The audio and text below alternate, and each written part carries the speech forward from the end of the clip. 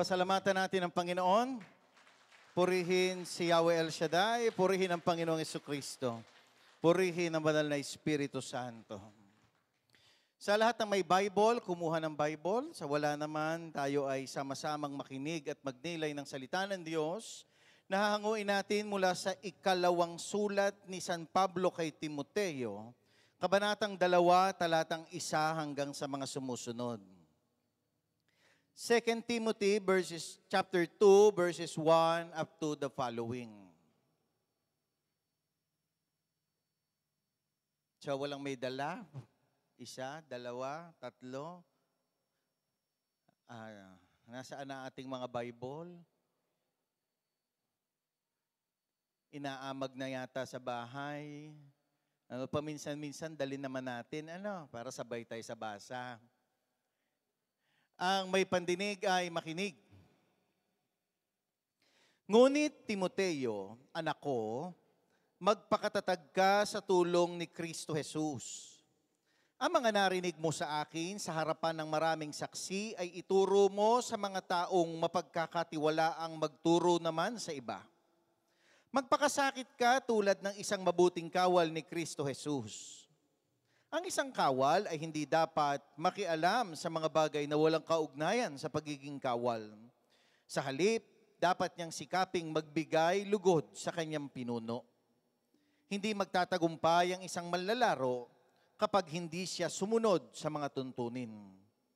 Ang magsasakang nagpagal ang may karapatan sa unang bahagi ng ani. Dili-diliin mong mabuti ang sinasabi ko sa iyo at ipauunawa sa iyo ng Diyos ang lahat ng ito. Mga kapatid kong minamahal, ang magandang balitang pahatid sa atin ng Panginoon. Pinupuri ka namin, Panginoong Jesucristo. Awitan natin ang Panginoon, purihin ka at sambahin. Amen. Glory to God. Purihin ka, sambahin, dakilain ka, luwalhati. Purihin ka, sambahin, dakilain ka, luwalhati. Magmula ngayon at magpakailanman, ang pangalan mo lamang ang tanging papupurihan. Sa'yo inihahandog walang katapusan, karangalan at papuri walang hanggan. Purihin ka, sambahin, dakilain ka, luwalhati. Purihin ka, sambahin, dakilain ka, luwalhati.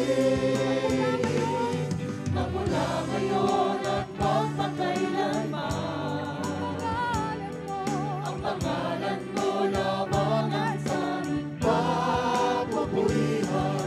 Sa'yo inihahandog walang katapusan, karangalan at papuri walang hanggan. Sa'yo ibinabalik ang lahat ng papuri, ang pagdakilaan, ang pagluwalhati, pagkat ikaw ang karapat-dapat na sambahin. O Jesus, ang ngalan mo, O Jesus, ang ngalan mo, O Jesus, ang ngalan mo'y tataas.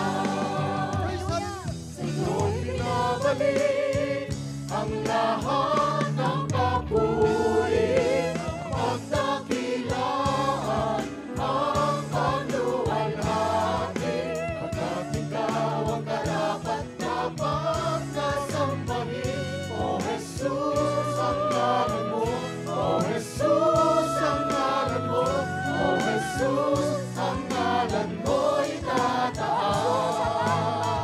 O Jesus, ang ngalan mo, O Jesus, ang ngalan mo, O Jesus, ang ngalan mo. Itataas.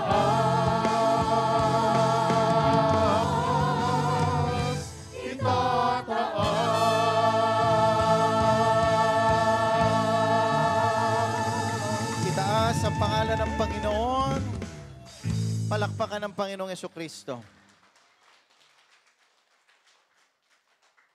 Once again, happy 41st anniversary sa ating lahat, sa buong mundo, at sa lahat ng mga kasama nating nakikinig ngayon ng salita ng Diyos at nagninilay na mabuting balita. So, happy anniversary po sa inyong lahat. At once again, para sa inyong kalaman, naka-live tayo ngayon, live as in, kaya pwede nyo nang i-share. So, weekly, nilalive natin ang mga talks para magka-ablirya man, may naka-live na. Hindi mawawala. Kaya pwede nyo na pong i-share para yung inyong mga kaibigan na medyo ang oras ay naiiba, ay makasabay sa ating gawain.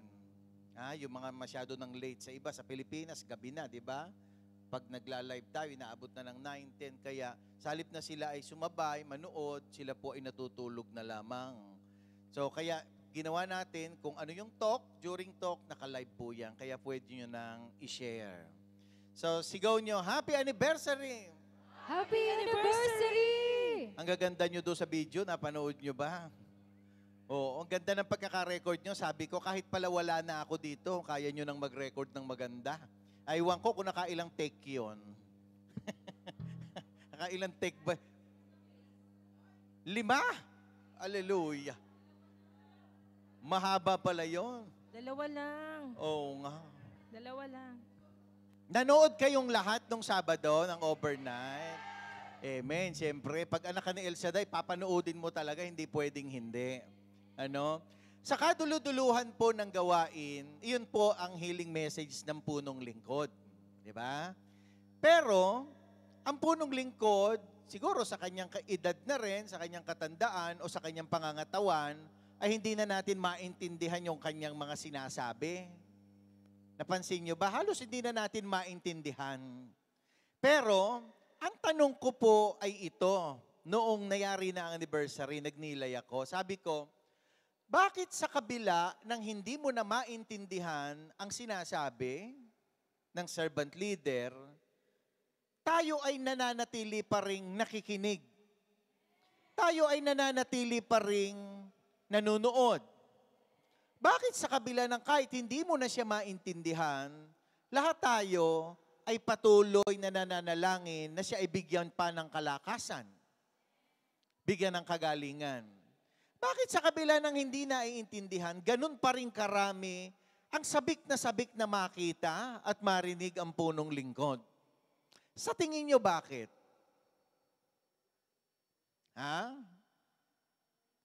Anong anointing? Diyan po papasok yung kasabihan ng matatanda nung araw na ang puso ng tao ay mayroong tainga. At ang hindi naririnig ng pisikal na tainga, kayang pakinggan ng tainga ng puso. Mapapansin ninyo, kahit na hindi mo naiintindihan mo pa rin. Alam mo kung anong gusto niya sabihin, bakit? Kasi yung puso may pandinig, ang puso may bibig, ang puso may tainga. At bakit nagkaroon ng bibig, ng tainga ang puso at nakakarinig ng mga bagay na hindi natin naririnig? Kasi iyan po ay idinidikta ng mata ng pananampalataya. Ang mata ng pananampalataya ang nagpapalakas ng ating espiritu. Kaya nga sa isang mananampalataya na talaga namang devoted sa Panginoong Jesucristo, ang hindi kayang pakinggan ng ibang tao, kaya mong marinig. Ang hindi kayang makita ng ibang tao, kaya mong matanaw. Kaya nga sabi ng Bible, sabi sa aklat ng Pilipos, ano man daw hingi natin, ano mang nasain natin, ipinagkakaloob sa pamamagitan ng ating pananampalataya. Kaya nga, kung bukas ang mata ng pananampalataya, maraming bagay na pwedeng dumating sa buhay natin na hindi kayang makita ng ibang tao. Some people, they laugh at us. Sabi, ano ba yan? Nagpapakapagod kayo? Yung Biyernes, matutulog na lang kayo. Ang init ng araw, punta pa kayo, punta simbahan. Baka lumampas na kayo sa langit. Pero mas maganda yung lumampas kaysa nakasabit. Kasi nakasabit, pwedeng malaglag. Yung lumampas, sobra-sobra na. may pwesto na. Anong gugustuhin mo? Yung nakasabit ka o may pwesto ka na? Ha? Kaya po, mapalad tayo sapagkat mula nang inumpisahan ng Panginoon ang ministeryong ito sa pamamagitan ng punong lingkod, binuksan ang mata ng pananampalataya ng marami. At yung bukas na pananampalataya, yun lamang ang may kakayahang magmahal ng tunay. Kaya po, napakalaki ng pagmamahal natin sa punong lingkod kasi kung wala siya, wala ang gawain. Napansin ninyo? Kaya kahit di mo na siya maintindihan, makita mo lang siya, may naiintindihan ka. Amen? Bakit? Kasi bukas yung mata ng pananampalataya. At iyon po ang itinuturo sa atin sa ministering ito. At napakapalad natin sapagkat hindi man tayo tumanggap ng maraming material na bagay sa mundong ito, ang isang bagay na mayroon ng mga anak ni El Shaddai ay pamana buhat sa Panginoon. At ano yung pamanang yon? Pamana sa buhay na ito at pamana ng buhay na walang hanggan na inihanda sa lahat ng mga nagmamahal sa Panginoon. Lalo't malakas pumalakpak at umemen.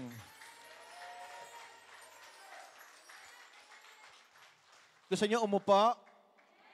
Oh, ako ayoko pa. Oo, sige, upo na.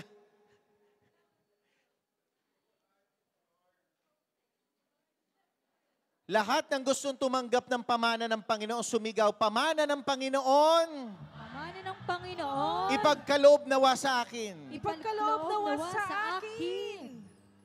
Sinong gusto tumanggap ng pamana? Taas ang kamay. Amen. Okay, sige. Lahat ng gustong tumanggap ng pamana, walang pipikit ang mata. Ha? Para talagang magmana kayo. Ano ba yung tinutukoy na pamana ng Panginoon? Ang tinutukoy na pamana sa salita ng Diyos ay ang pamana rin na tinutukoy ni San Pablo kanina nang siya po ay sumulat at magsalita kay Timoteo. So si Timothy, tinuturuan niya. Binibigyan niya ng isang pamana at yung pamanang binibigay niya kay Timoteo ay pamanang isinasalin sa iba't ibang henerasyon. Kung kayo po ay nabubuhay sa mundong ibabaw, hindi niyo po pwedeng hindi makilala ang tinatawag nating The Great Henry C. Si Henry C po, ang boss naming lahat sa bangko. Tawag namin niya si Lolo. Ha? Si Henry C po, kung di pa alam ng iba, namatay na. At bago po siya nawala sa mundong ito, yung kanyang yaman ay hinati-hati na niya sa kanyang mga anak. Kaya bawat anak niya ay tumanggap na ng pamana mula sa kanilang ama.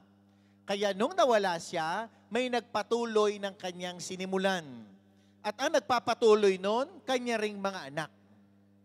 Question, interesado lang ako malaman, sino sa inyo ang nakatanggap ng pamana nung mawala ang magulang nila? Meron ba dito?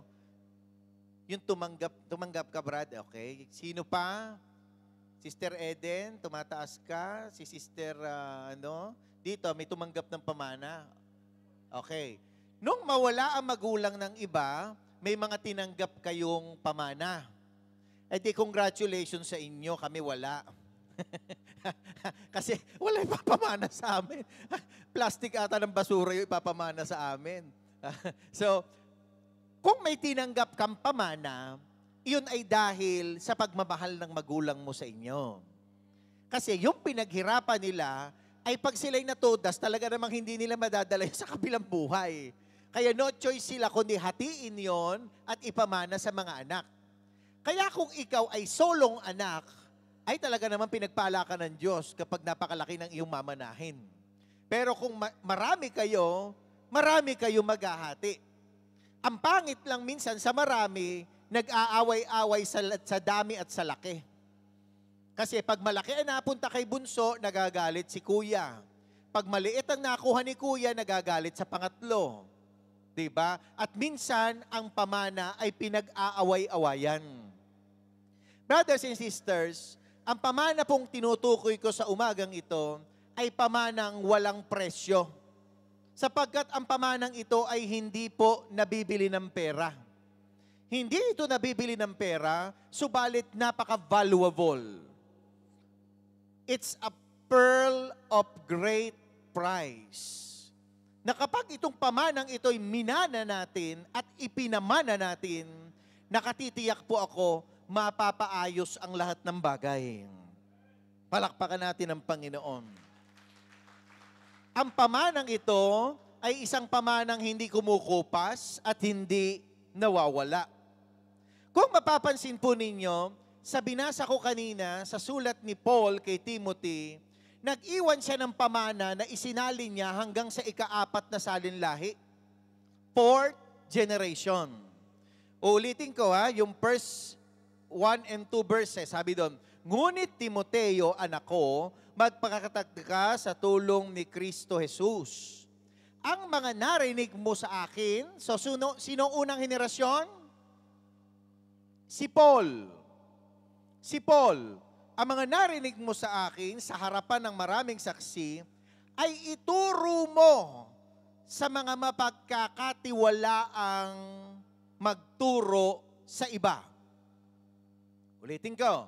Sino ang first generation? Sino ang second? Very good. Kala ko malilito kayo Second generation, si Timothy. Ang third generation, ituro mo ito sa mga taong mapagkakatiwalaang magturo naman sa iba. Sino ang third?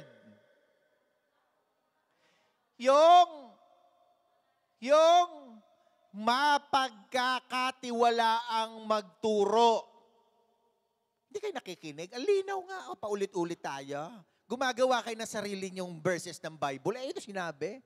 So, ang ikatlo, yung mapagkakatiwalaang magturo na 4th generation, ituturo naman sa iba.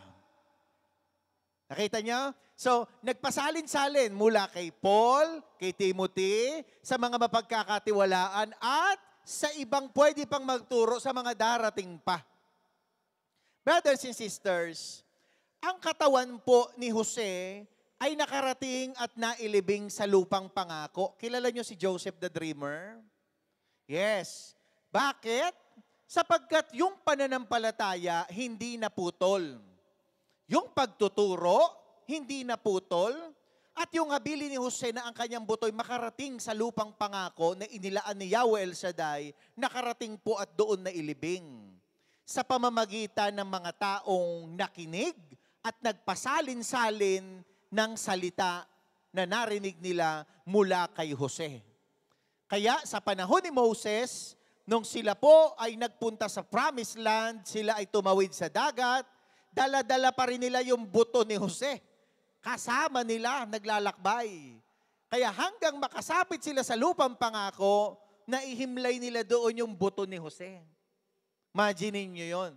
Bakit nakarating si Jose doon na sobrang haba na ang dekadang dumaan? Dahil sa pamanang salita.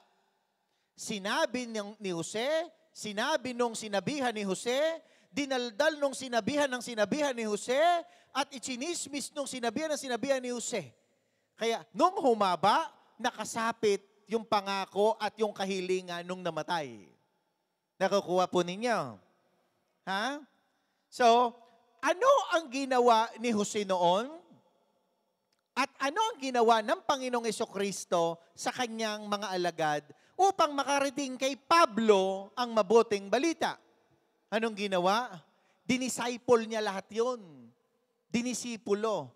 Magkaiba po ang apostol sa disipulo. Baka kala nyo pag sinabing disciple at apostol, iisa. Magkaiba po yun. Ha? So, yung mga dinisipulo, ito yung mga tinuruan. Ito yung pinamanahan ng salita ng Diyos na sila mismo nag-disciple naman sa iba. Kaya dumami ang disipulo hanggang sa panahon natin ngayon, what we are doing right now in this ministry is what we call discipleship. Dinidisipulo tayong lahat. Kasi po, ang pagdidisciple ay hindi lamang sa nakarinig.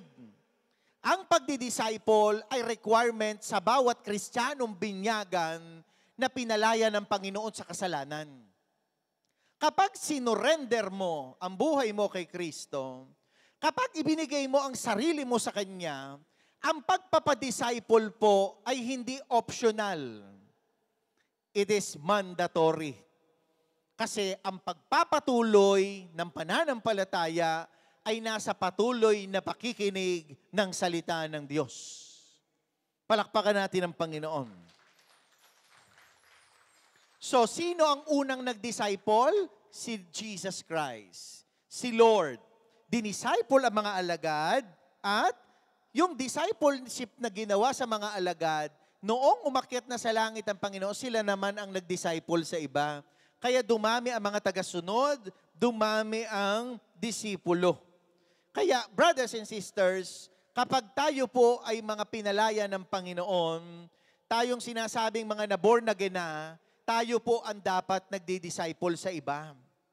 Ang problema lamang, mahihirapan kang mag-disciple sa iba kung ang buhay mo mismo ay hindi lubog sa discipleship. You cannot give what you don't have. Paano ka magtuturo ng hindi mo alam? Kaya nga po, marami po ang mga Kristiyano, Katolikong sinasabing sarado kandado nung araw pa na nagsisilipat ng ibang relihiyon sapagkat hindi sila na discipleship ng kanilang mga magulang tungkol sa kanilang pananampalataya. At ito po ang isang masakit na katotohanan. Minsan, pag tinanong ka ng mga naggagaling-galingan na iba at sinabi sa iyong, alam mo ba ang Biblia? Ikaw natatanga-tanga sa Biblia, wala kang alam, ano mangyayari? Maniniwala ka agad. Masakit pong pakinggan ang salitang tatanga-tanga. Pero sa Bible mismo, may term na sinabi, tanga. Ibig sabihin nun, wala kang alam, nakanganga ka. Kung ano lang maririnig mo, amen ka lang ng amen. Hindi pwede yon. Kailangan you have to learn on your own. Kailangan mong matuto sa sarili mo, sa tulong ng banal na Espiritu Santo. Kaya po ang pamana ni Jesus Christ sa kanyang mga alagad at sa kanyang mga naging apostoles, sa kanyang mga disipulo, ay ano? Ang salitang iniwan niya. Ang salita ng Diyos.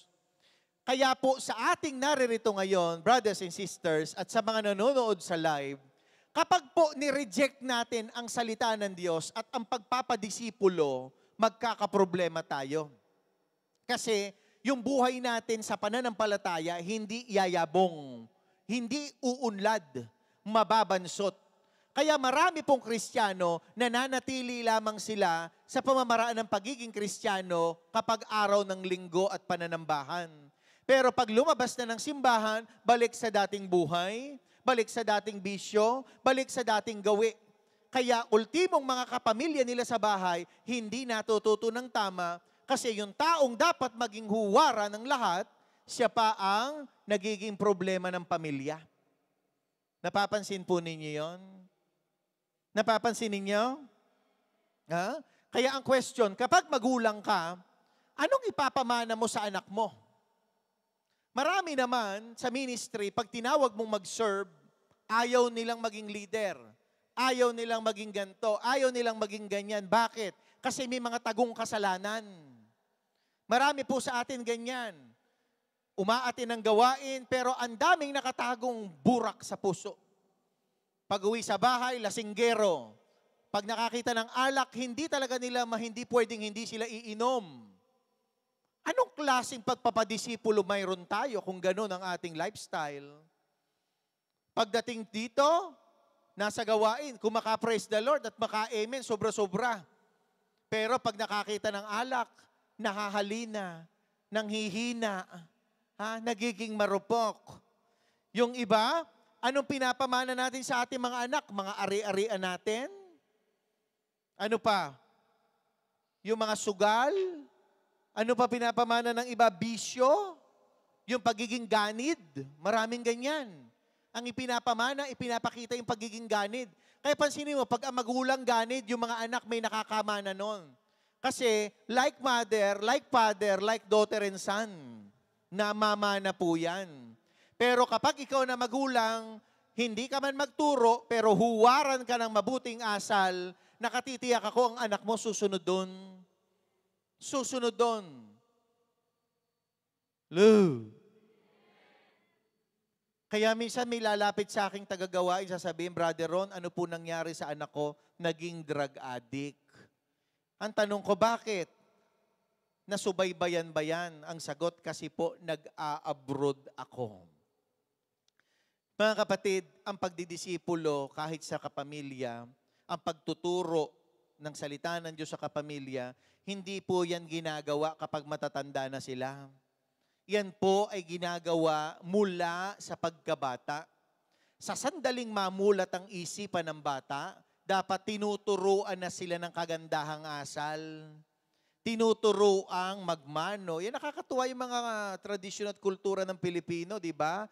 Yung mga bata pinagmamano. Pero may mga bata po, bastos, ni hindi marunong magmano.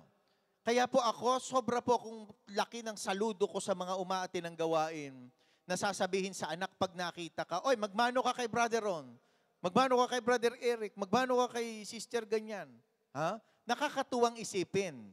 Bakit sila nagmamano? Kasi iyon ang itinuro sa kanila ng magulang. That's the way how we respect the elderly and the medyo elderly. Ha? Ganun yun. Kayo elderly, nandito medyo elderly. So, iyon ang ipinamana mo, kaya iyon ang kinalakihan. At yung mga batang maliliit pong yan, ako po naniniwala, dadating at dadating ang time, mayroon sa mga yan, nakakaliwa at kakanan ng landas. Hindi lahat habang lumalaki diretsyo. Ito ang katotohanan ng buhay. Kahit dinidiretso mong pilit yung anak mo, may kumakanan, may kumakaliwa. Pero ang kagandahan na ang pundasyon ay salita ng Diyos at gawain, kahit kumanan, kahit kumaliwa, dadating ang time muling babalik yan sa diretsyo. Bumabalik. Bakit bumabalik? Kasi malakas ang panalangin ng magulang sa kanila. Malakas ang pray-over ng mga magulang. Kaya kapag ikaw ay nanatili sa gawain, ang anak mo kahit magkaliwa, makanan, babalik at babalik pati mga apo mo. Talaga namang kakantahan mo sila. Kay tagal mo mang mawala, babalik ka rin.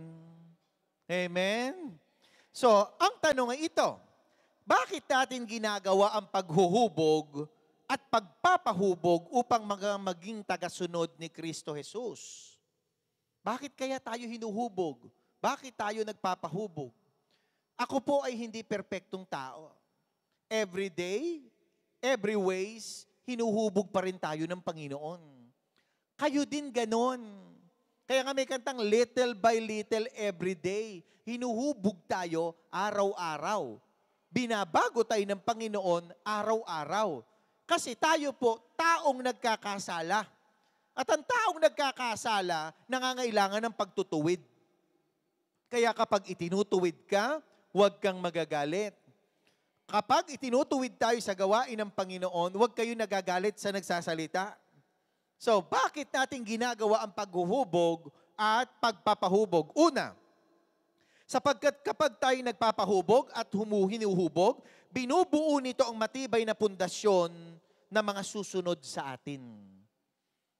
Pundasyon. Sigaw nyo, pundasyon. Brothers and sisters, ang tunay na tagumpay sa buhay ay hindi sa dami ng narating mong bansa. Hindi sa dami ng kayamanang naipundar mo. Hindi sa dami ng chismis na naichismis mo. Hindi sa dami ng pagkain na kinain mong lechon. Saan nakikita ang tunay na tagumpay? Saan? Ang tunay na tagumpay, yung kapag nawala ka, may papalit na katulad mo. Kapag nawala ka, may ikaw na muling mabubuhay. Ang tawag doon, successor. Succession. Yung kapag ikaw ay natodas na, gumraduate ka na sa lupang pangako, sa ibabaw ng lupa, mayroong susunod sa iyo na ikaw din. Parang ikaw. Parang photocopy mo. Amen? Amen? Lalakasan niya ba? Alak ka buhay-buhay. Dapat may successor ka na katulad mo. Now, paano ko sinabing successor na katulad mo? Ganito po yan. Kung ikaw ay matino, ibig sabihin, ang magiging successor mo, matino rin. Diba? Hindi po pwedeng ikaw, pala sa kambuhay, yung successor mo matino. Hindi ganon. Ang succession, nililipat mo yung iyong koronang tinik sa ulo. Doon siya po pwedeng lumipat sa'yo. Magpumalit sa'yo. So, succession. Si Jesus po, brothers and sisters, nagkaroon siya ng mga successor. Sino ang successor ni Lord? Kanino pinamahala ang simbahan? Kay Pedro. Hindi nyo alam? O sleeping mode lang kayo? Ha? Kanino pinamahala? Kay Peter. Kay Pedro. Kaya hanggang sa panahon natin ngayon, ang simbahan po ay tinatawag na Roma Katolika Iglesia. Tayo ang simbahan. Ha? Tayo ang Apostolic Church. Nag-umpisa sa apostol na pinamana ni Kristo. So, ang mga apostoles, sila po ang pinamana, ang mga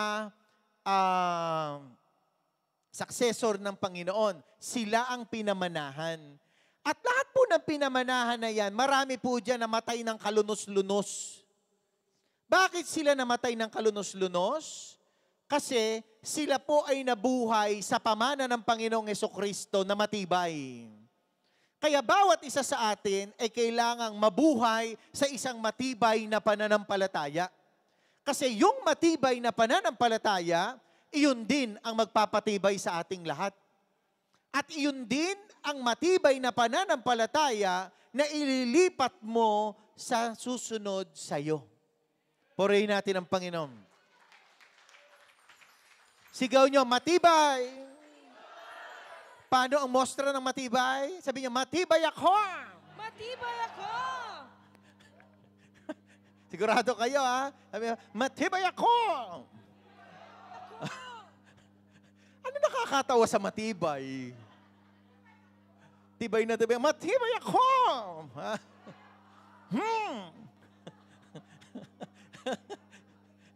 Sigurado kayo matibay kayo? Sigaw ulit, matibay ako! Yan, taas niyo yung kamay niyo. Matibay ako. Matibay ako! Okay. Sa lahat ng matibay, kapag matibay ka, ibig sabihin, hindi ka kayang itumba. Hindi ka best actress at best actor. Kasi ang hindi matibay, konting bagay, malaki problema mo. Ha? Best actress ka, best actor. Marami po, alam nyo, maraming Kristiyano madadrama sa buhay. Totoo yan. Konting pagsubok, umiiyak. Ha? Brother Ron, ano nang nangyayari?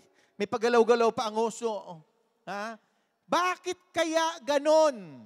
Kasi yung matibay sa bibig lang, sa loob, ampaw. Pag bumili ka ng ginto, minsan akala mo ang bigat sa tingin. Pero ampaw. Ano yung ampaw? Walang laman sa loob. Maganda sa bungad, sa loob, walang laman. Marami po sa atin ang ganyan. Pagdating sa loob, ampaw. Kaya konting pagsubok, bumibigay. Konting pagsubok, sumusuko. Konting may madinig, aawayin. Konting may hindi magustuhan, umaalis sa ministry. Bakit? Ampaw. Hindi matibay. So, si Jesus ang successor ng mga alagad. Ang mga alagad ang successor ng Panginoong Jesucristo. At ilan sa kanila dahil sa sobrang tibay ng faith kay Lord, handang mamatay para isalin ang pananampalataya. At ang kagandahan po noon, brothers and sisters, bago sila namatay, naisalin na nila. Na i-transfer na. Parang si Sister Carmela, bago lumayas, tinransfer na ang pera ng gawain. Diba? Mayroon siyang successor, si Tita Socorro. Ngayon, titingnan natin kung yung ugali ng Carmela matatransfer din sa Socorro. Kasi ganun yon. Pag tinransfer mo, lahat tatransfer mo. So titingnan natin kung ganun din katapang si Sister Socorro. Na handang makipaglaban para sa gawain. Diyan natin malalaman yan. Kaya po, discipleship, brothers and sisters, is aiming for successor. Kaya kayo lahat tinuturuan kasi lahat kayo magiging successor ng ministry. Hindi natin alam, isa sa inyo magiging council pag alis ng ibang council. Hindi natin alam. Yung ibang mga bata dyan, di mo alam sila pala magpapatuloy ng ministry pagdating ng araw. Diba? So we doesn't know. Kaya hinuhubog sila. Kaya ang paghuhubog dapat solido, hindi ampaw. At paanong hindi magiging ampaw? Punuin mo ng salita ng Diyos. Punuin mo ng words of God. Kasi po alam nyo, ito po ang napapansin ko, hindi lang sa atin, marami akong nadidinig, iba-ibang gawain sa iba't ibang parte ng mundo. Maraming ampaw kasi nabubuhay po sila sa pagkain at sa outing. Kapag ang ginamit mong motivation sa pag-aakay ay pagkain at outing, kapatid ko kay Kristo, sasama sa'yo lahat ng tao hanggang gusto mo. Sasama sa'yo, dadating yan. Kaya yung lagi ko dating ginagawa na naglilibre, medyo tinitigil ko yon. Tinigil ko na. Hindi dahil wala akong panlibre, kundi mahirap na kasing gawing motivation. Napansin ko sa paglipas ng panahon, 15 years na ang gawain. Pag ang ginamit mo motivation, pagkain, yes, lahat sasama sa'yo kasi lahat gusto kumain ng libre. Pero subukan mo, tanggalin mo ang pagkain, ayain mo prayer meeting, darating ba? Oh, amen. Yung iba, yes. Pero marami hindi. Kasi, prayer meeting yan eh. Pero ayain mo kainan, present. Maagang maaga. Subukan mo pag-outing. Lahat kumpleto. Pero pag gawain, absent. Bakit kaya? Kasi naging motivation sa sarili nila nang inakay sila nung nag-akay sa kanila, halika, umating ka doon, masaya yun. Yun minsan ang pang-akay eh. Masaya doon, may sayawan doon. Kasi dati kang disco dito, disco dyan. Kaya pag may nag-aya sa'yo ng sayawan, sayaw ka naman din. Tuwang-tuwa ka, may pasayaw. Di mo alam ang napuntahan mo wala praise and worship. Buti na lang hindi tinatanggal ang sayaw dito. Kasi baka pag tinanggal ang pasayaw, maraming aalis. So, ginamit nating motivation dapat salita ng Diyos.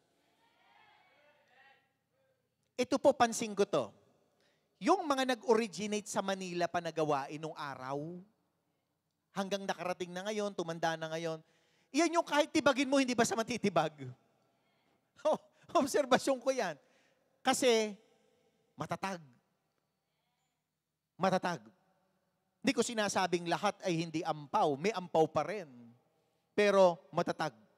Hindi basta-basta susuko sa laban. Kasi sinanay tayo sa gawain na puro pahirap. Paano ko sinabing puro hirap? Ikaw ba na may basain ng ulan, magdamag, matuyuan ka na ng damit mo, na basang-basa ka? Puyat ka pa. Hindi ba pahirap? Yung overnight na yon, nagugutom ka. Pahirap. Yung overnight na yon, napahiga ka, umihipay matanda. Di ba pahirap? Uuwi ka pa, mapanghi ka. At yung pinakamatinding pahirap na inabot ko doon, kubeta. Naku po, pag mag-overnight ka, yung mga ganon, ano tawag doon? Sabihin ko sana cubicle. yung mga portalet. Pagpasok mong gano'n, ako, Diyos ko po, hindi mo maintindihan kung ano gagawin mo. Kung lalabas ka ba o babalik ka ba? Sarap isipin, lalo na pag masarap ang pananghalian.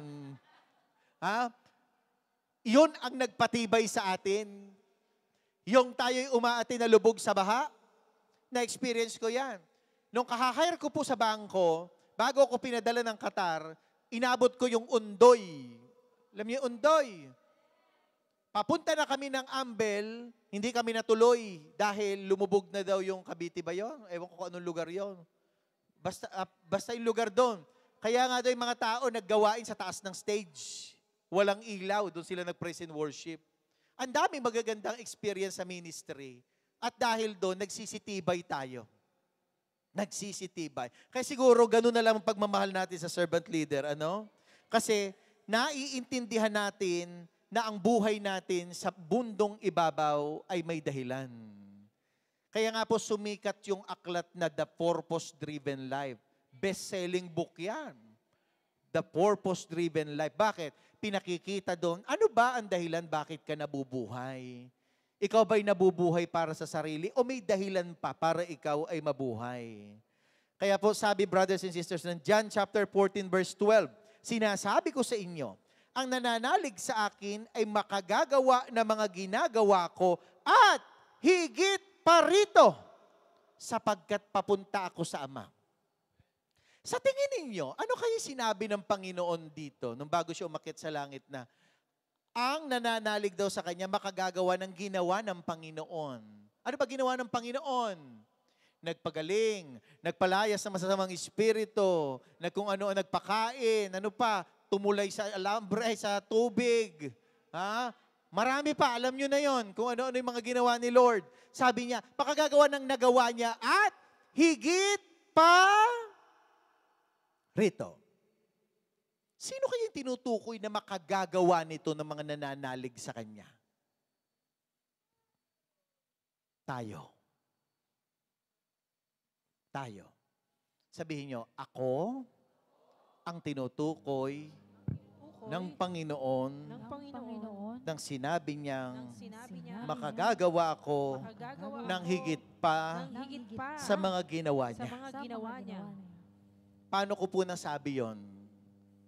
Ano yung isang bagay na ginagawa natin ngayon na hindi nagawa ni Lord? Of course, Lord Jesus Christ is perfect.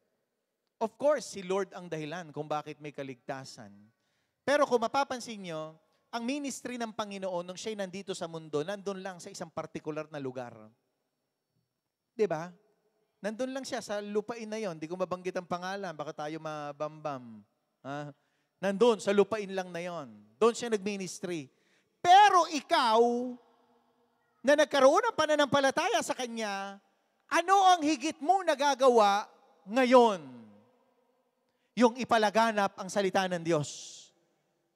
Kaya po, brothers and sisters, paulit-ulit kong sinasabi sa inyo, i-share nyo ang gawain sa mga Facebook account nyo. Bakit? Hindi dahil gusto kong dumami ang like, dumami ang share, hindi yon. Ang gusto kong mangyari ay magawa natin yung sinabi ng Panginoon dito na makagagawa kayo ng mga bagay na higit pa sa ginawa ko. At ano yon? Yung pagpapalaganap ng paghahari ng Diyos.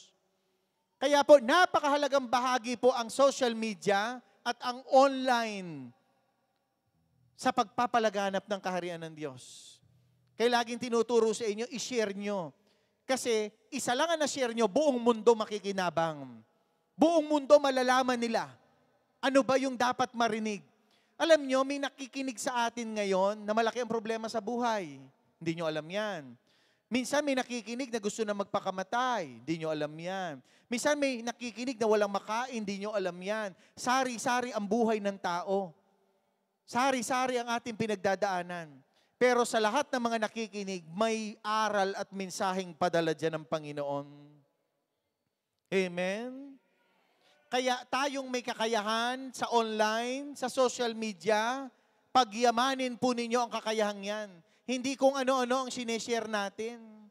Minsan ako'y natutuwa pag dumadaan sa wall ko ang mga account ninyo na nakikita kong ang ibinabahagi nyo puro gawain, puro salita ng Diyos, puro mga quotation ng Bible, nakakataba po ng puso. Pero yung iba wala dedma. Kaya dapat daling kayo sa doktora ng mga dermatology kasi wala kayong pakialam. Nakakalungkot. Anong mission mo sa buhay na ito? Mag-post ng kinakain mo araw-araw? Magsasayaw na magsasayaw sa TikTok? Yung ba ang buhay mo? Ha? Noong araw, ang mga nanay mahihinhin.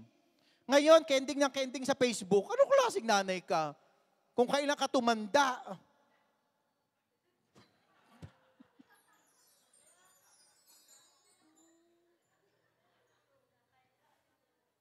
Paano mo huhubugin ang anak mo? Anak, sabayan mo ko, tat, tat, tat, hallelujah. Kaya pareho silang magnanay, tat, tat, tat. Ha? Nung araw talaga, mga babae noon, mahihinhin. Kung makapaypay, di mo makita yung bibig. Ngayon, aywan ko. Ha? At hindi lang yon. Iyon ang ipapamana mo sa mga anak mo. Yun ang ipapamana mo sa mga nakakakita ng Facebook mo. Anong mamanahin nila? Sayaw ng sayaw. Ha? Paano sila magmamana ng salita ng Diyos kung hindi yun ang binabahagi mo sa kanila? Ako po may pamangkin. Ang pamangkin ko high school, hindi man siya masisimbahin, pero tuwing may gawain, pino-forward ko yun live na gawain. Bakit? Panuorin naman niya sa hindi, mission ko yun. Dadating ang araw, kakatukin niya ng Panginoon, manunood din yan. Ha? Dadating at dadating tayo sa puntong bigla tayong hihipuin ng Panginoon. Ngayon sa social media, nakakalungkot. Mababalitaan mo, teacher, sinuntok ng estudyante. Hallelujah! Sabi ko, ano yun?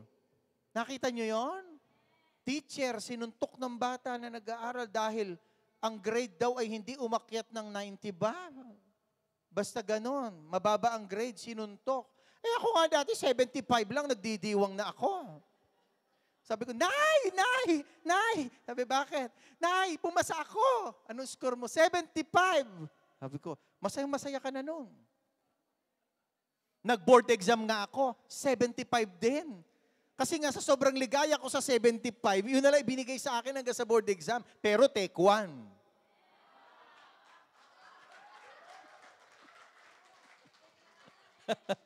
Sino dito mataas ang grade sa board? Meron ba? Magyabang kayo. Oh, ilan ang score mo, Brad? Oh, tingnan mo.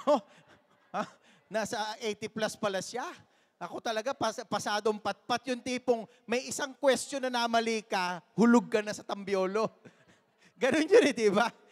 Pag may isang question na mali ka, luglag ka na. Kasi score ko 75.00. Oo nga, yun talaga yung score ko. 0-0. Kaya kumbaga, isa na mali mo doon, ala na, 74.99 ka na. O, diba? Kaya sabi ko, pinagpala talaga ako ni Yahweh El Shaddai. Ako po kasi nung araw, hindi ako bukis. Hindi ako magaling sa mga sauluhan. Hindi ako magaling sa mga ganon. Pero pagdating sa practical, itataob ko lahat ng lamesa. Itataob ko lang kasi maglilinis na ako. Hindi naman po sa pagyayabang nung araw talaga. Ha? Dalin mo ako sa practical, kaya ko tumba lahat. Iba-iba kasi ng pinagkaloob ang Panginoon eh. May iba sobrang talino, pero yung talino nila pang-aklat. Diba? Pang-aklat. Pero may ibang sobrang talino rin, IQ ang mataas. May ganon, may skills. Ha? Kaya sabi ko, ang IQ ko ata gifted child. Ha? Mga gifted child. Kaya huwag ka sasayaw-sayaw sa Facebook ng gano'n. Ha? Kaya dito sa gawain, hinuhubog tayo. At di lang tayo huhubugin, magpapahubog tayo. At ang hinuhubog at nagpapahubog, nagpapasakop. Kaya dito, kapag may sinabi ang namumuno, sumusunod ang lahat. Amen? May nagdala ba uli ng tinapay ngayon?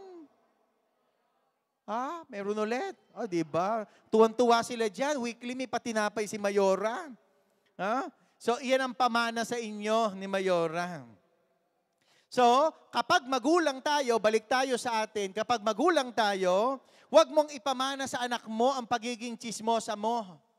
Kasi pag sa bahay, chismis ka ng chismis, namamana yan ng anak. Ito pa, sa mga mag-asawa, huwag kayong mag-aaway sa harapan ng anak nyo. Kasi namamana yan. Ikaw na nanay, bungangera. Yung ama naman, militar, puro Armalite. Nahahawad yan, nakakahawa po yan. So, pag ang nanay mareklamo, pansinin mo sa anak may marereklamo. Dito sa gawain, proven ko yan. Pag may isang worker na mareklamo, yung anak niya ganun din. Kasi kung ano ang puno, lakas nyo, kung ano ang puno, bakit naging bunga? Kasi nagmana. Ha? Kaya di ba sabi, ikaw mana ka talaga sa tatay mo, ang pogi-pogi mo, brother Ron, sabi. Ha? Sabi ko, buti na lang, medyo ibang nasyon yung ano, no?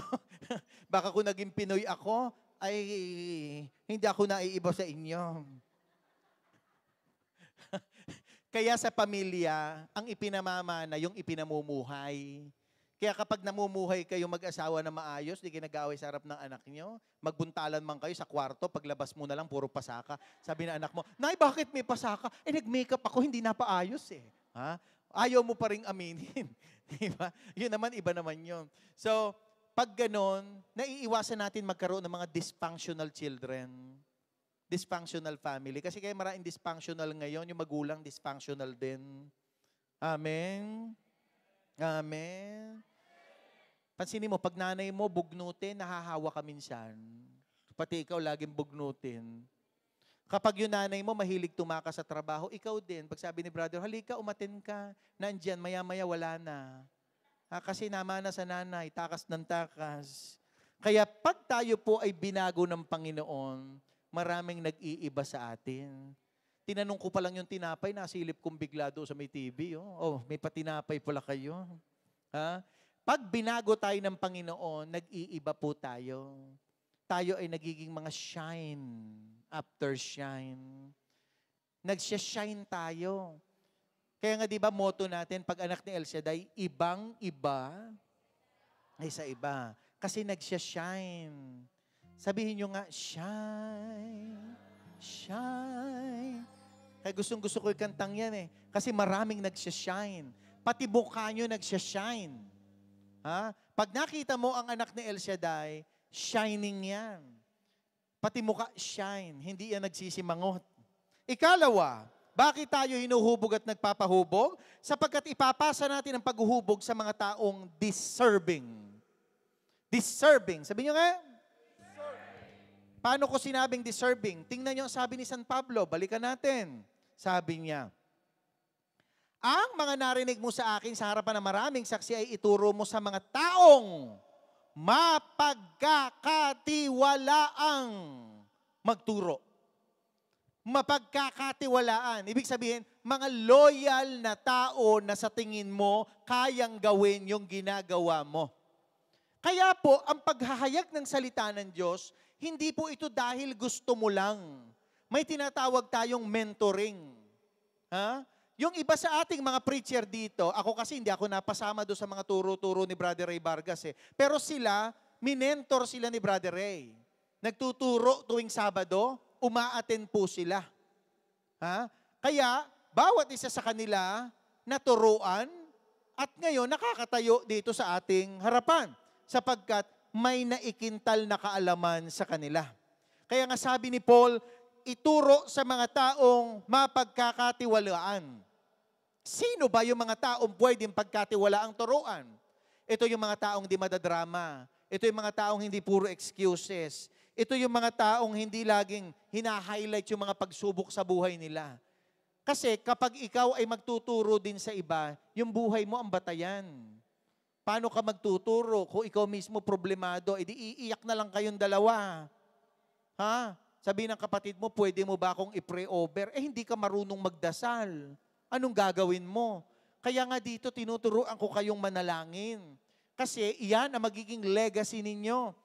Hindi lang dito, kundi sa pamilya ninyo. Ako nga, plano ko ngayong pag-uwi, yung pamangking ko, dahil 1 month yun eh. Isasama ko yung dalawa lagi sa simbahan, tuturuan ko mag-rosaryo. Kasi po, yan ang pangarap ko. Pagdating ng retirement age, kung saan man tayo dali ng Panginoon, at kung sa Pilipinas man tayo bumagsak, o kung tayo may asawa na doon, na nanggaling dito, di natin alam. Di ba? Kung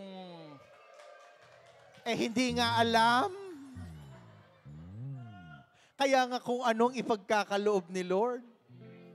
Kung pagkaloob, happy fiesta, imbitado kayong lahat.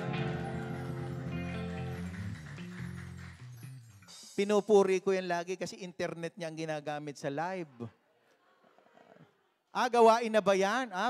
Kaya pala, nagmumulta na pala yung gawain dyan. Dapat sa iyo lang lagi para pagpalain.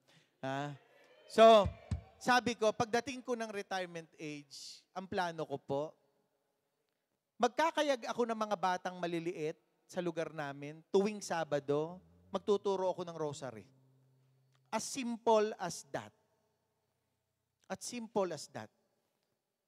Ipagpasensya niyo po kasi hindi niyo po makikita si Brother Ron at the age of 60 na nagsasasayaw sa Facebook. Never. Mas gugustuhin ko i-share na nagtuturo ka ng rosary, nagtuturo ka sa mga bata magsimba kasi you're building a foundation to them. Sana maging ganun din kayo na pagdating ng panahon, magkaroon kayo ng sarili niyong ministry. Nakakatuwa, marami tayong kapatirang nandito nung umuwi ng Pilipinas, nagtayo ng gawain. Ngayon, may mga chapters na silang inaalagaan. 'Di ba? So, saan nagmula ang paghuhubog? Dito. Dahil nahubog sila, dahil na disciple sila dito, magdidisipulo din sila ng ibang tao. O di ba, ang laking blessing nun, na ikalat ang salita ng Diyos, na ikalat ang paghahari ng Panginoon. So, pag tayo po ay gagawa ng mga bagay para sa pagpapalaganap ng paghahari ng Diyos, ito po lagi natin tandaan, focus lang tayo sa ating misyon. Focus sa misyon. Sana ganun din kayo, pagdating ng araw, magturo kayo sa mga bata. Kasi matanda na kayo, sila bata. So kayo, tayo, konti na lang panahon, sila mahaba pa. Yung ituturo mo sa kanila, malaking bagay yun. Kasi paglaki nila, dadali nila. Ilang bata dito na dahil bata pa lang naturuang magrosaryo, nung lumaki, daladala ang rosaryo, hindi nakakalimutan. Ako po ay buhay na patotoo dyan.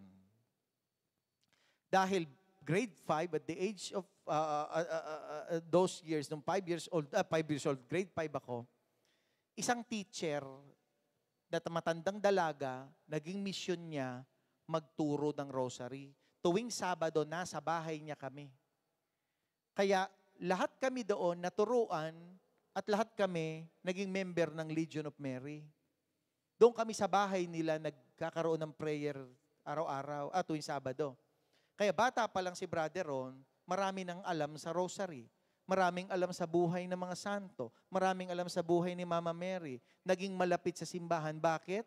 Kasi yung itinuro at yung foundation nasimula ng maganda.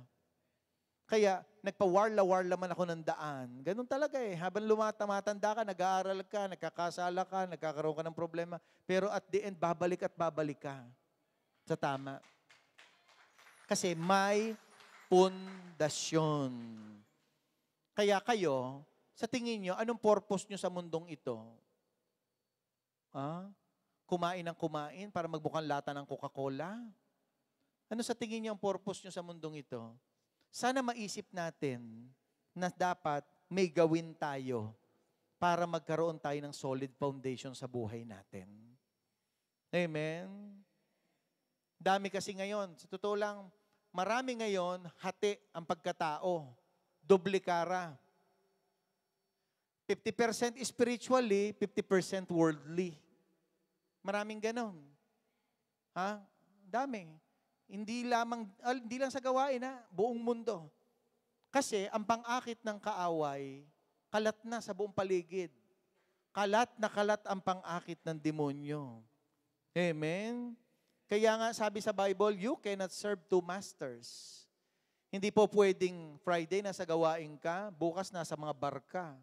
Bukas naglalasing ka, bukas may bisyo ka, sa Friday uli, may gawain. Hindi po pwedeng ganon. You cannot serve two masters. Kaya, pag anak ka ni Yahweh El Shaddai, lagi mong tandaan that your choice is important. Tandaan niyo yun. Kapag anak tayo ni El Shaddai, our choice is important. Ano mang gagawin natin, lagi nating isipin, nakatatak sa atin ang pangalan ng Diyos. Kaya nga tawag sa atin, mga prayer partners na anak ni El Shaddai. Kapag ikaw prayer partners, anak ni El Shaddai, nagwarla-warla ka doon sa daan, sino sasabihin? Ay, nag-El Shaddai pa naman yan, oh.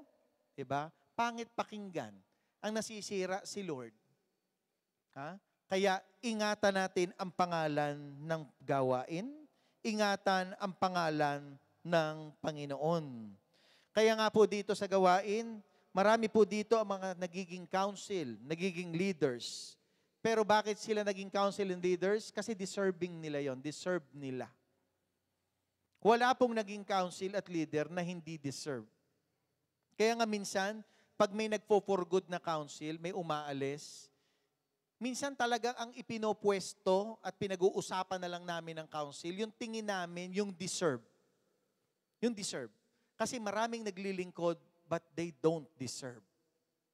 Kasi nga, ampaw ang paglilingkod. Pero yung naglilingkod ng mga deserving, matitibay yun kahit anong mangyari.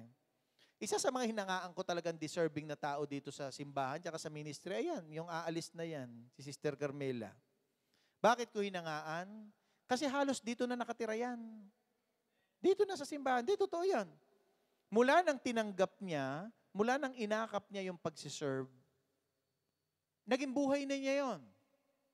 Monday, nagka-cash count yan. Lahat yata ng pera ng simbahan, binilang na niya. Dumaan na sa kanya mga palad. Ha? Prayer intention, Friday. Alas 6 yata na umaga, nandito na yan. Kung alas 5, umaalis na. Sabi ko, walang makakagaya sa kanya. Kasi sa taong nag-commit sa Panginoon, mahalaga po yung, yung commitment. Kaya walang makakapantay diyan. Kaya sabi ko nga sa kanya, kung ano man yung gagawin namin sa iyo ngayon at mamayang gabi, deserve mo yon. Kaya tingin nyo, araw-araw, halos lahat ng ministry sa simbahan, nilalabas siya. Pinakakain. Ako po, personally, malungkot ako. Totoo yun. Malungkot ako kasi mawawalan tayo ng isa sa haligi dito. Kasi she is a mother of the ministry. Totoo yun. Kaya nga, I encourage you everyone, umaten kayo mamayang gabi. Kasi it's one way of saying thank you to her. Personally. Kaya nga, ini-encourage ko kayo, huwag kayong mamili dahil may babayarang 20 o binaba na ang bayad, 20 na lang. Binaba na para lang makaating kayo. Kasi it's one way of saying thank you to her. Kasi kung wala siya, walang gawain dito. Kung walang ginamit ang Panginoon, walang gawain.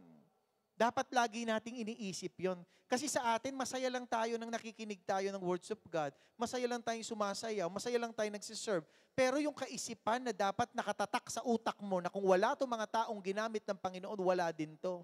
Dapat nandun yun.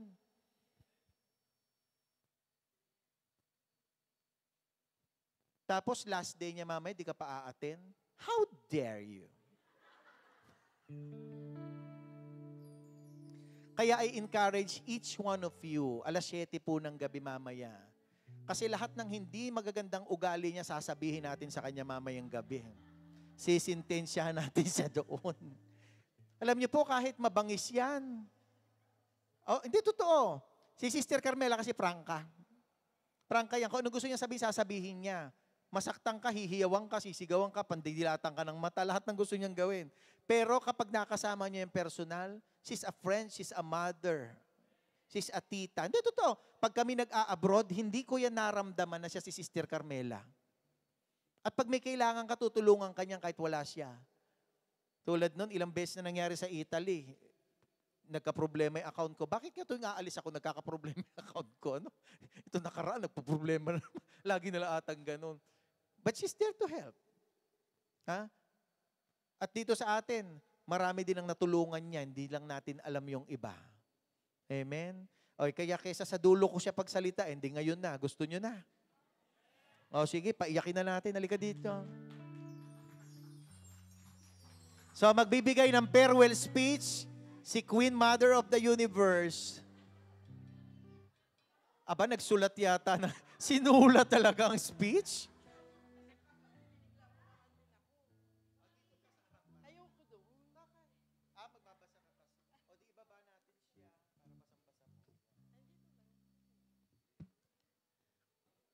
Magandang tanghali po. Ito na talaga. Pauwi na po ako. Alam. At ito na po ang hinihintay ko na makasama ko na rin ang pamilya ko. Nakilala ko po ang gawain during sa Oman pa po at ako po isang nagiging choir. Simula po pagpasok ko, on the first Friday, tuloy-tuloy na po yun, wala pong palya. Then, hanggang dito. Ako lang po yung humihingi ng sorry kung sino man po ang nasasaktan ang kanilang kalooban. And I hope na naintindihan niyo rin po ako kung bakit po ako ganyan. Kasi napagsabihan, kasi any complaint or complaint ng church, especially nung nakaraan pa kay Father Rally na, pag nagalit sa akin yun, basta-basta lang. Minsan nagwo-walk out po ako. Basta meron din siyang hindi magustuhan. Talagang ako po ang tinatawagan. Kaya kung sino pong, alam ni Brother Ronald po yun. Then,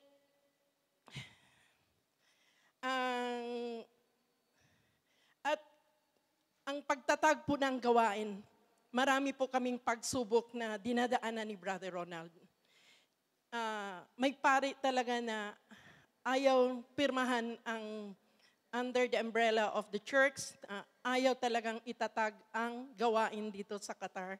Kasi lagi nilang inano na, I don't know kung bakit ayaw nila. Meron silang na-experience sa ibang country. Pero under the, nagkakataon lang po na si Father Saki nandito. So magkaibigan po, siya kasi ang spiritual director sa Oman ng El Shaddai. So kilalang-kilala din niya po ako. So tumulong po siya na makausap si Father Peter. Ganon, sabi niya, hayaan nyo yung kami ni Brother Ronald kasi talagang matigas si Father Peter. Sabi, kinausap kami dalawa ni Brother Ronald na hayaan mo pag nagla-lunch kami, kakausapin ko si Father Peter. Hanggang unti-unti na pong nag-yes si Father Peter noon.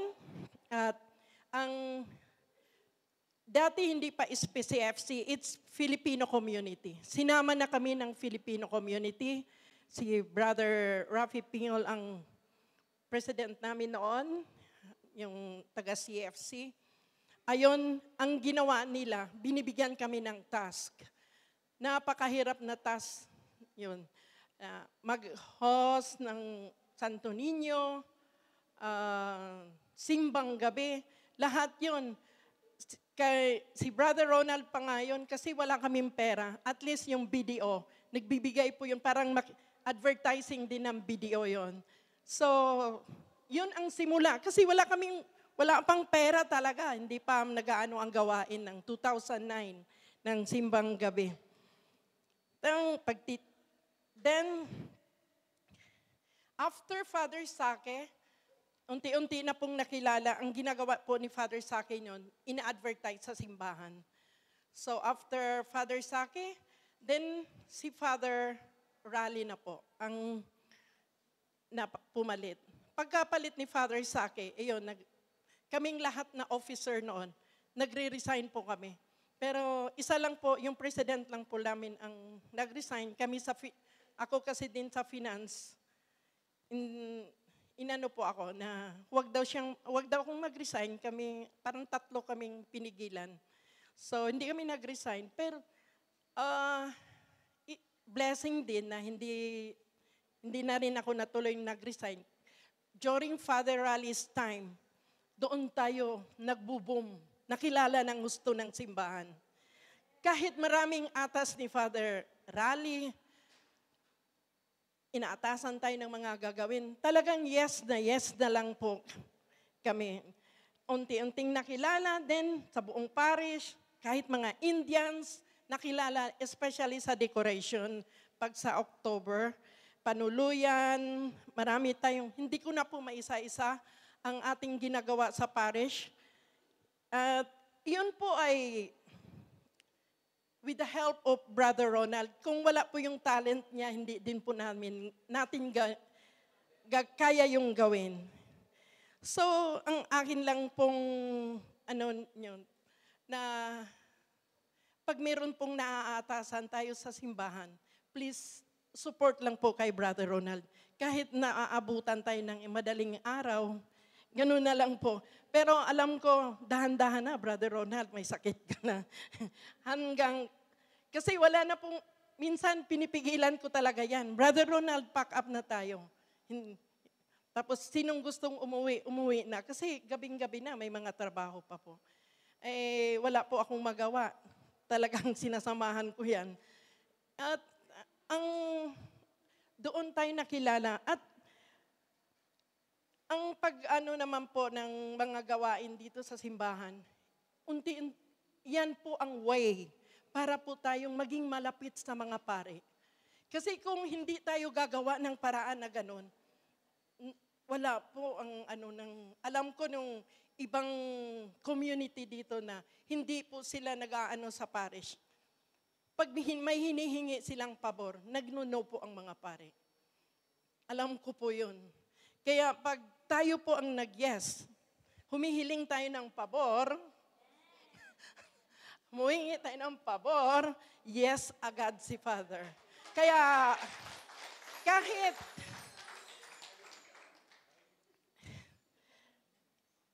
ang paglilingkod din sa Panginoon, isang biyaya ng Diyos yun. Kaya huwag tayong huminto kahit anong mga pagsubok. Ako po, muntik na po akong nag-resign sa treasurer. Pero nung nagbunutan po kami uli, ako pa rin ang nabunot. Ako pa rin. Ayoko na sana kasi magulo po, lalo na pag hawak mo ang pera. So, ang advice ng Amor Solo, magbunutan kami uli kung sino ang mabubunot doon sa treasurer. So, nagbunutan kaming council. Ako ang huling-huling kumuha kasi nasasaktan talaga ang kalooban ko. Sabi ko lang sa Panginoon, kung ako po'y hindi karapat-dapat, Lord, tanggalin mo po ako sa treasurer. Kasi nasasaktan po ako ng pagbibintangan ka. Sabi ko ganun. So ngayon, sila ang lahat na council kumuha na. Ako ang last. Pag ganun ko, sila nagtinginan. Kasi alam na nila kung ano ang nakuha nila. Sabi ko, Lord, ito na ba? Ganun pa rin? Sabi ko, yun. Wala na pong nag-question. Pero nag-resign po sila. Nag-resign po sila. Kasi parang hindi nila matanggap na ako pa rin. Wala tayong magawa kung ang Panginoon talaga ang maglalagay. Hindi po natin akin pong sasabihin sa mga kapatiran ko pong nabigyan ng pagkakataon na magsiserve sa parish. Ako lang po ay ginamit ng Diyos na nagre-recommend po sa inyo. Sa Eucharistic Ministry sa AM, alam ko po kung sino po kayo. Sa Mass Intention, sa ushers during the big event ng simbahan, alam ko po kung sino kayo. Alam nyo yon. Simbang gabi at Easter Sunday.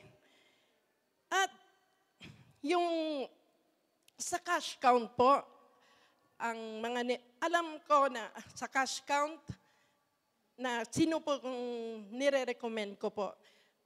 At saka sa PCFC representatives, booking rooms, kung ano po ang ginagawa ko.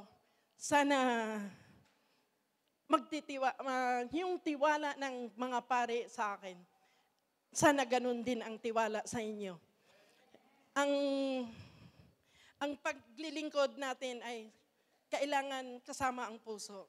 Kasi kung hindi po yun kasama, mahuhulog din tayo at hindi natin aanuhin ang paglilingkod. Hindi natin magiging straight tayo sa paglilingkod. noon ngang time din pala ni Father Raleigh, sasabihin na nga ng asawa ko, bakit hindi pa ako kumuha ng room dito sa simbahan?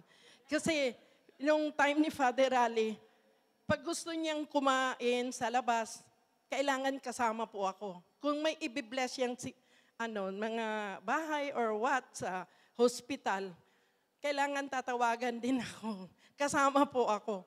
Kaya minsan pero alam mo, nung sinabi ko kay Father Raleigh yun, na nagre-reklamo na yung asawa ko, sinabihan niya, isa din yan sa paglilingkod ng Diyos. Ayun, hindi na siya nakareklamo noon.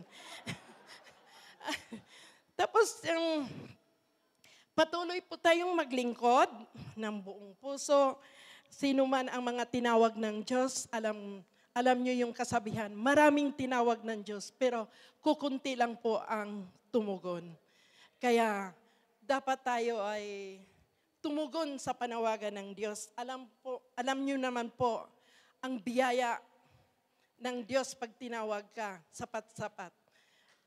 Sa patunay ko na po, sa awa ng Diyos, as 66 years old, wala po akong iniindak na sakit.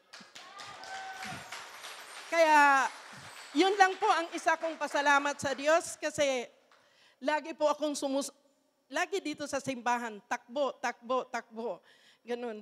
Kaya, yun lang po ang ko na talagang paglilingkod sa Kanya. Paglilingkuran po natin siya. At sa mga councils noon at ngayon, salamat sa inyo, sa suporta nyo. Kahit sometimes, meron po tayong arguments, lalong-lalo na sa kaperahan, kasi hindi po ako basta-bastang magpalabas ng pera pag hindi naman po importante. Kung ganun-ganun lang po, hindi po, kasi pera po ng Panginoon. Atin po niyang, hindi po natin basta-bastang iano niya. Kaya minsan, nagtatampo sila sa akin, pero panindigan ko talaga yan. Kaya, ayun, sa explanation, pera po ng Panginoon yun, hindi po atin yun. Kaya, yun lang po pero pagkatapos naman yan, for my explanation, naintindihan din nila yun. Leaders of all ministries and members, thank you kahit minsan, alam ko naman medyo matapang talaga ako. Pero, sorry po, kasi kung wala pong talagang firm, wala pong mangyayari sa atin dito sa gawain. In a good way naman po, hindi ko naman po kayo kinaladkad. In a good way. Kaya talagang minsan kasi si Brother Ronald, pag nagsasabi sa akin, kung firm yan, mas firm nga. Ako kasi, gusto ko kasi na yung tao na pagsasabihan ko, diretso-diretso talaga. Ayoko kasi yung sasabihin, kung anong masabi ko sa tao, iano ko sa iba. Gusto ko kasi straight. Mahirap kasi yun Kasi instead na okay yung sinabi ko, nadagdagan pa din. Kaya ganun lang po ako. Sana napapatawad niyo ako. At sa mga kapatiran ng mga attendees, hindi tayo lubos-lubusang magkakilala dito. Salamat po sa inyo sa patuloy na pag-a-attend dito sa gawain. Patuloy lang pag-a-attend upang tayo po ay pagpalain ng Diyos. And meron pong isang attendee dito na nag-private message po sa akin. Na-touch po ako. Sabi niya, Sister, gawain in Qatar will not be the same without you. Nung nabasa ko yan, sinend niya sa message sa akin. Napaiyak talaga ako. Sabi ko, sa tapang ko na to, meron din palang na-appreciate sa, sabi ko naman, ang sagot ko lang sa kanya, Sister, kahit wala na ako sa gawain, patuloy kayong mag-a-attend. At nandyan, alam ko naman na lahat na naiwan dito sa Qatar, ginamit ng Panginoon.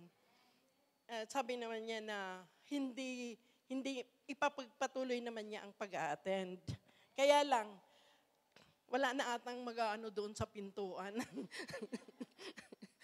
Sabi niya, kaya lang sister, iba talaga pag wala ka na sa gawain ko. Hindi. Na lang, imaginein mo na lang na nandyan pa rin ako. My spirit is... And last, please, ang ko lang, support to Brother Ronald. Huwag niyo po siyang galitin. Any problem, meron pong siyang sinasabi.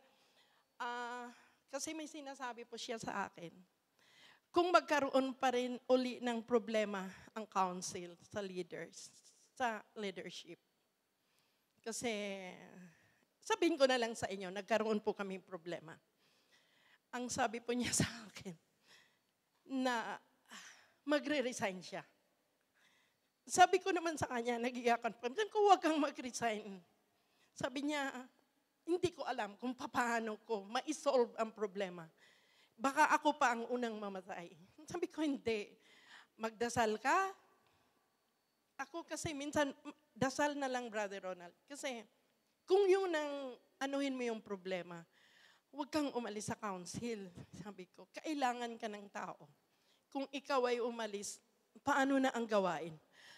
Yun lang din ang ko. So, Brother Ronald, ipagpatuloy mo, huwag mong anuhin yung mga sinasabi sa akin.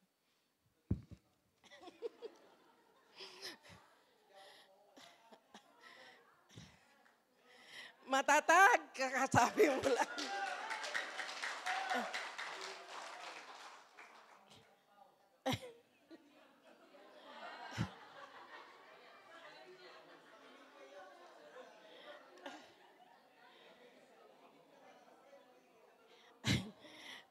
Alam ko namang yung pag-for good ko is nakakalungkot.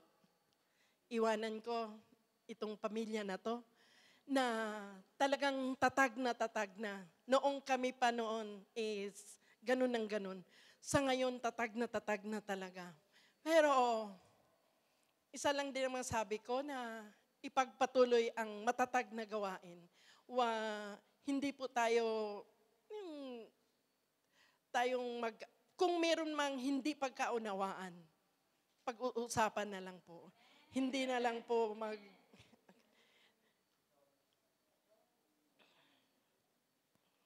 Sa aking pag-alis naman po, kasama ko kayo sa prayer, lahat na council na namumuno dito. At nakakalungkot. Hindi, kasi sa bansang ito, hindi naman tayo forever. Sa relasyon nga, walang forever.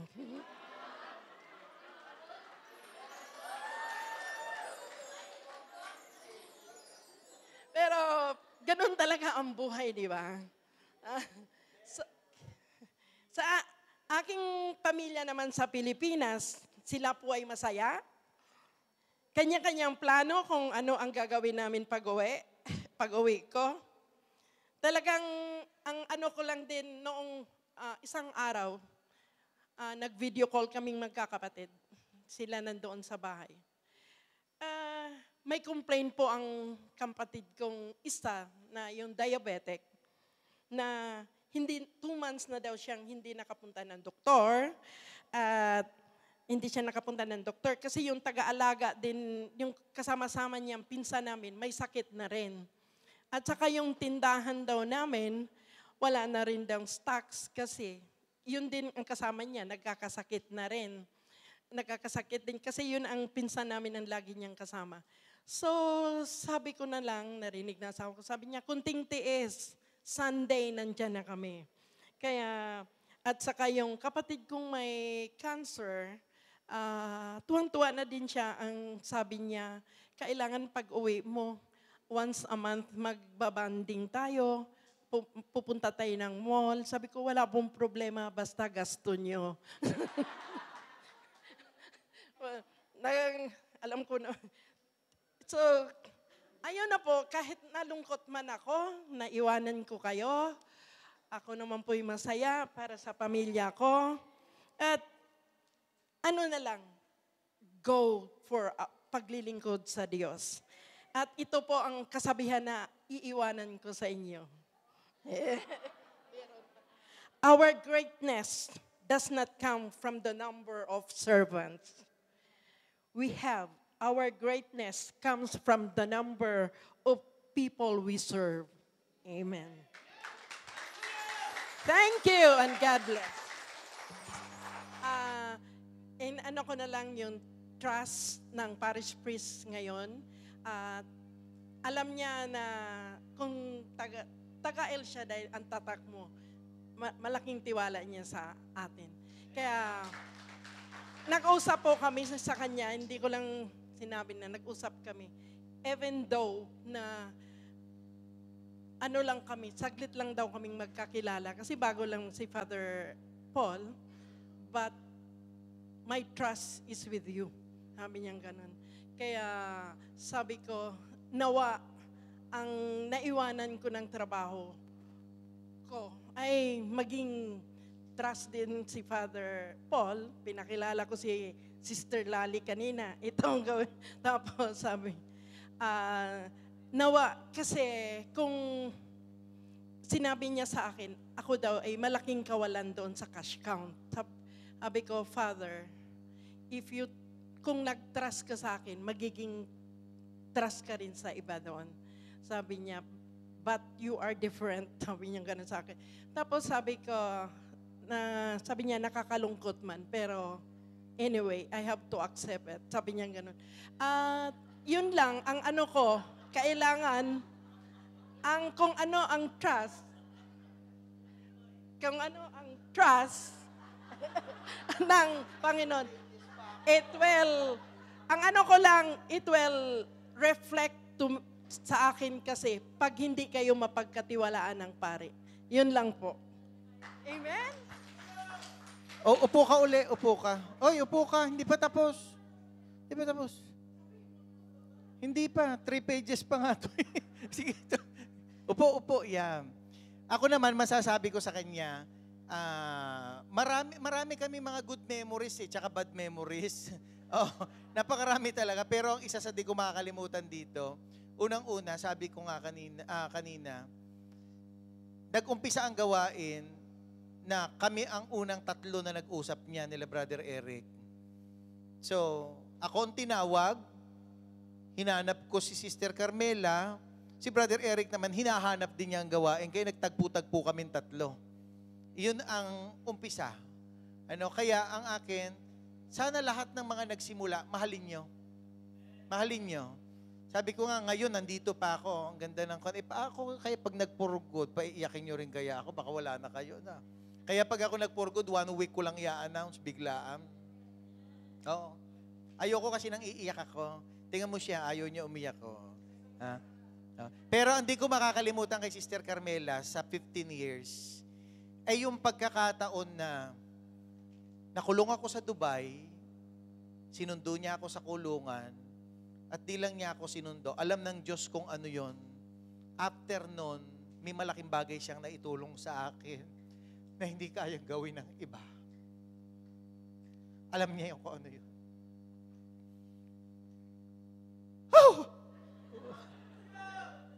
We will serve the Lord even the trials come. Praise the Lord. Hallelujah. Diyan ka.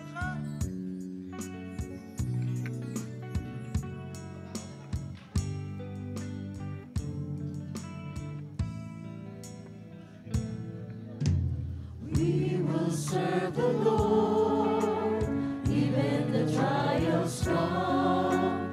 None can separate us from the love of God. We are more than conquerors. No one can defeat us. We are the chosen generation. We are the sons of God. We will serve the Lord, even the trials come, none can separate us from the love of God. We are more than conquerors, no one can defeat us.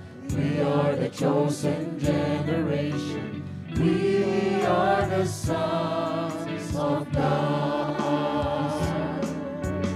We will serve the Lord, we will serve the Lord. As for me and my house, we will serve the Lord.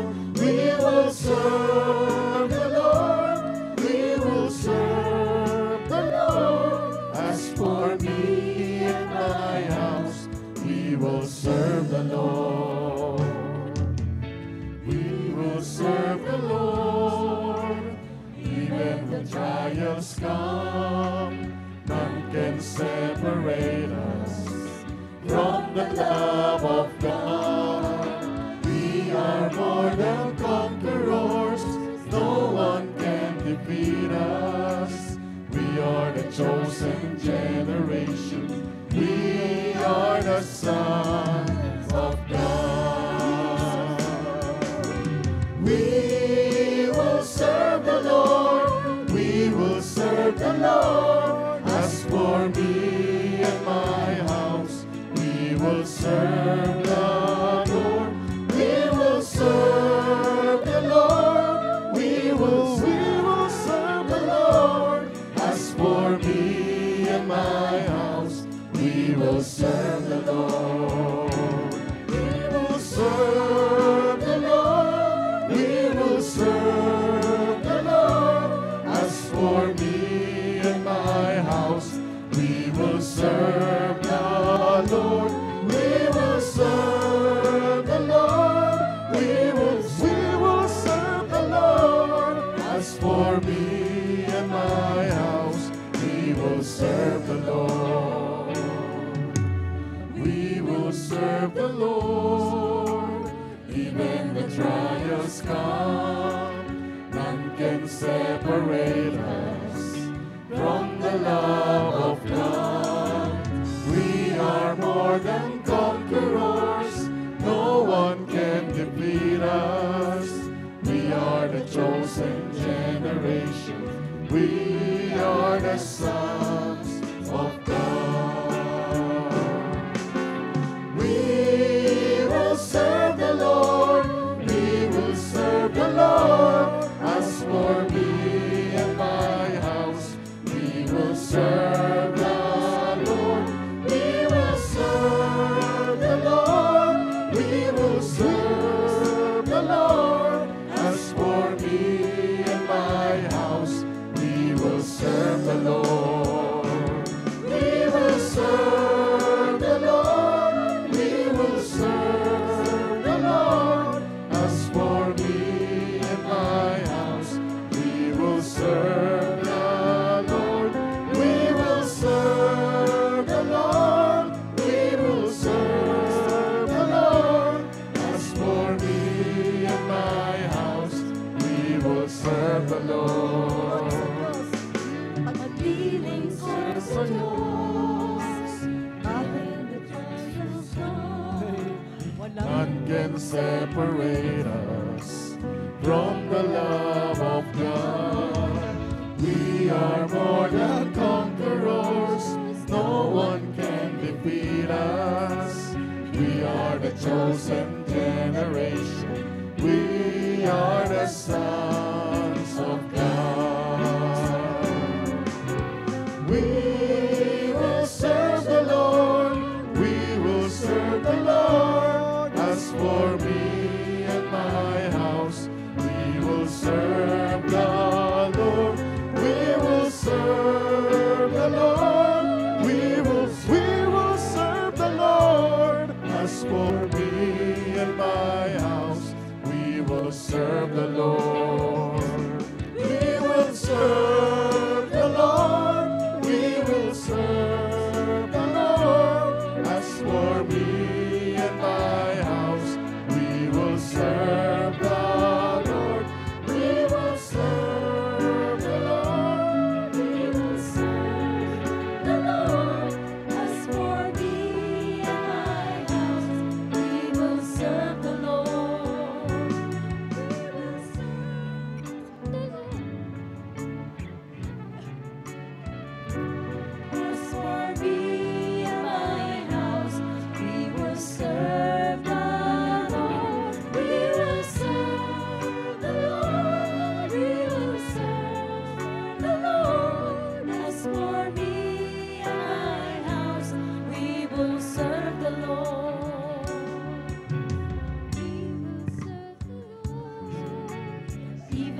trials come, none can separate us from the love of God. We are more than conquerors, no one can defeat us.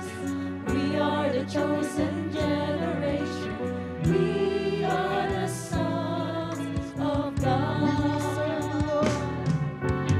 We will serve the Lord, we will serve the Lord. As for me and my house, we will serve the Lord.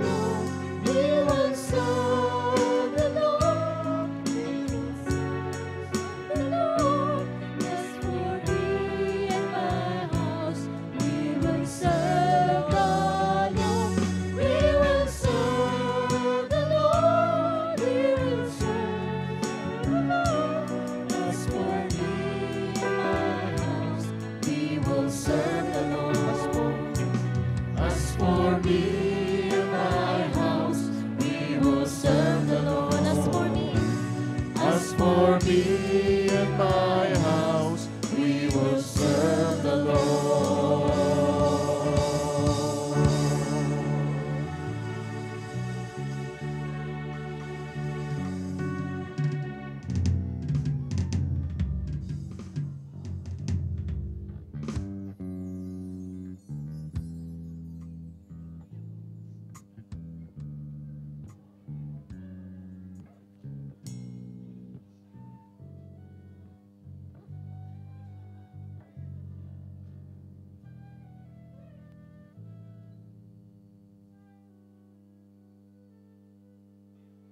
Wala ta ako nakitang pakip-kip na sobre.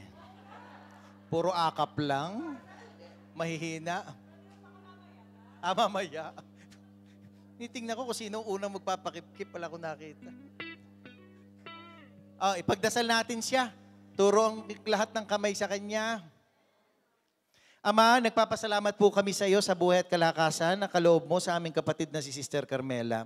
Sa kanya pong pag-alis ng Qatar at pagbabalik sa lupang kanyang sinilangan sa Pilipinas, dalangin namin, Panginoon, na patuloy mong pagpalain siya ng maayos na kalusugan sa ng kanyang sambahayan. Ikaw din po mag-ingat sa kanyang kabuhayan, Panginoon, at kung paano mo siya pinagpala sa dakong ito, gayon mo rin siya pagpalain, Panginoon, habang siya'y nabubuhay. Ama, nagpapasalamat kami sa paglilingkod ng aming kapatid na ito na isa siya sa tinawag mo sa banal mong gawain upang maging daluyan ng iyong himala, ng iyong pagpapala at ng iyong mga biyaya. Lord, maraming salamat po ang aming binabalik sa iyo sa buhay at kalakasan ng aming kapatid na si Sister Carmela. At dalangin namin, Panginoon, na anumang kahilingan ng kanyang puso, ipagkaloob mo po ito ayon sa kanyang kahilingan. Ama, maraming salamat po sa iyong papurit, pagluwalhati at pagdakila ngayon at kailanman. Sa ngalan ng Ama, ng Anak at ng Espiritu Santo. Amen. Amen.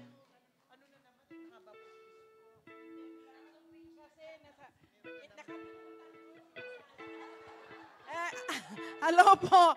Kasi sa altar servers po, hindi ko kasi na-mention kanina. Sabi ni CJ, thank you po. At saka yung magulang niya. Ako din po ang ginamit ng Panginoon para pong maipasok sila sa altar servers. Huwag niyo pong i-miss mamayang gabi. Kasi kakaiba ang gagawin namin mamaya. Naipahanda na namin ang mga harness. Hindi kayo makakakita ng taong lumilipad sa Sirapik, mamayang gabi lang meron nun. At wala pong malelate ha, dapat saktong 7 nandun kayo sa Sirapik, lahat ng a-attend. Okay? Kasi bawal malate. Pero kami 5 o'clock nandun, kung gusto nyo nang tumulong kayo. Lahat ng suot, all white, yung pang itaas, yung pang ibaba, bahala kayo kung ano. Yung mga gustong magpalista, magsabi kila Sister Lali ngayon. Kanina rin, pinarangalan na si Sister Carmela sa simbahan. Ano? Sige, taas ang mga prayer requests at mga nais natin panalangin sa Panginoon.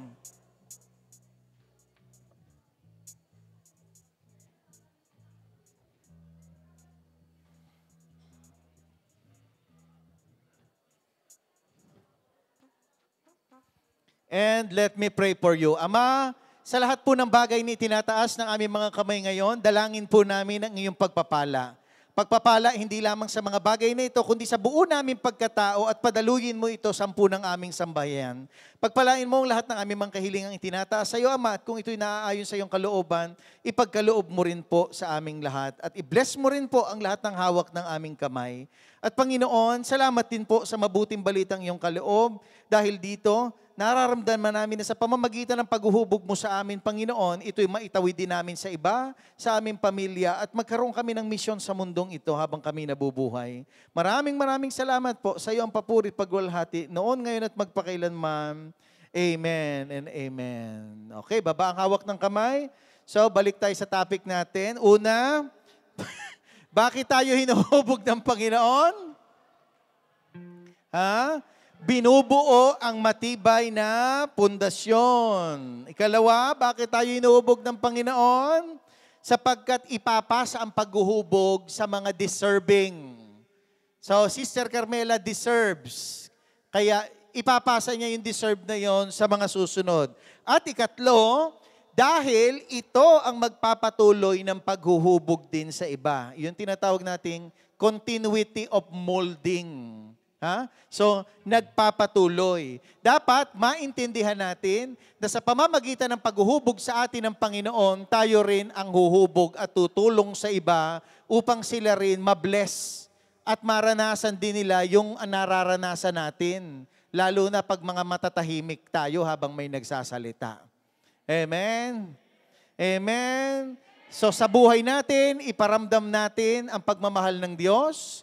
Sa pamamagitan ng buhay natin, ipakilala natin na buhay talaga ang Diyos. At sa pamamagitan ng buhay natin, nawa, tanggapin tayo ng Panginoon sa Kanyang kaharian dahil yung mission natin sa buhay na ito, masasabi ng Panginoon sa atin, good and faithful servant, your mission is accomplished. God bless us all. Sa ngalan ng Ama, ng Anak at ng Espiritu Santo, salamat, salamat.